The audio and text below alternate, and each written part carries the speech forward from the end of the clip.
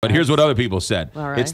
It's they said it segment. And the goal of this segment each and every day is that at some point throughout the day, somebody says to you, hey, did you hear this guy say that? And the goal is to have you hear it because you're listening to this segment. So you can say, yes, I heard it on the McGraw Show on the Big 550 KTRS. Here you go. My favorite clip from last night, Donald J. Trump Jr. It is my honor to be able to throw Donald Trump over the top in the delegate count tonight with 89 delegates and another 6 for John Kasich. Congratulations, Dad. We love you. I love that. That's the highlight of the convention for me.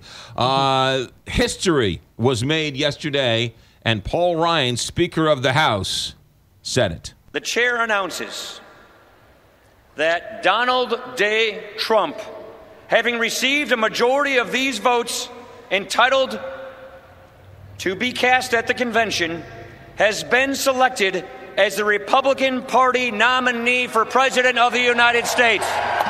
Something nobody went to Vegas and put money on last year happened yesterday. Paul Manafort runs the Trump campaign.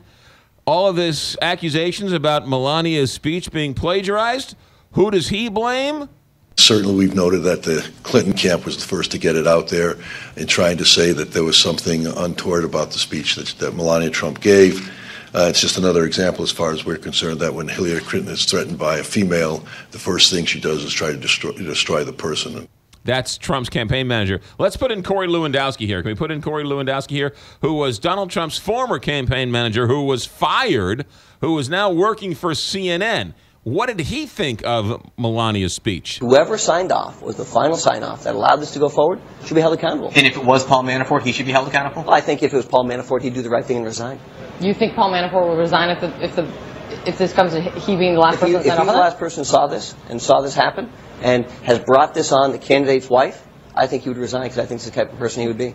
All right, there you go. RNC communications guy Sean Spicer tells, I believe this was on CNN, that he didn't, that the script wasn't taken from Michelle Obama's, it was taken from My Little Pony. Let me answer the question. Melania Trump said you work hard for what you want in life. Akon said work hard for what you get in life. John Legend said work hard. Hold on. No, I'm going to get better. It's getting better. Melania Trump said the strength of your dreams and your willingness to work for them. Twilight Sparkle from My Little Pony said this is your dream. Anything you can do. So the RNC is not taking this seriously. So what I'm saying, you guys aren't taking it seriously. You guys, so look, a simple Google search of 3 phrases comes up with everything from Sparkle Pony to John Legend to Akon. All right, there you go. That guy's twisting himself into a pretzel, trying to justify it. Closer to home, the Cardinals. And Chris Correa is going to spend 5 years in jail for industrial espionage. What happens to the Cardinals now? Here's Buster Olney from ESPN. People are wondering in the game exactly how far the commissioner is going to go. Is he going to take away an entire year's worth of draft? Is he going to go harder than that? Is he going to issue a huge fine on the Cardinals? He later says it is industrial espionage. You have one team hacking into the account of another, right? It would be like if Google broke into Apple, right? What would happen? We'll just have to wait and see what Major League Baseball does. And the passing of a legend. Gary Marshall passes away at the age of 81. My favorite baseball movie of all time. And here's one of the great scenes from Gary Marshall. I love these girls. I don't need them, but I love them. Look at that. Come on, let's go.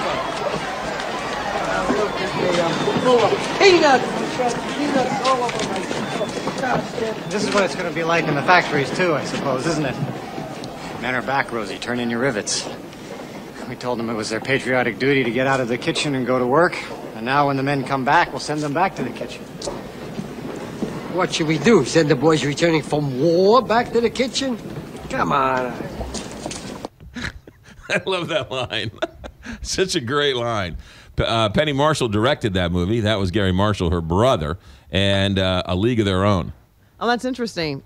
Why did I not know? Penny directed? Yeah, Penny Marshall directed that movie. Oh, boy. Yeah, there you go. They directed each other. 7-Eleven here, Big 550.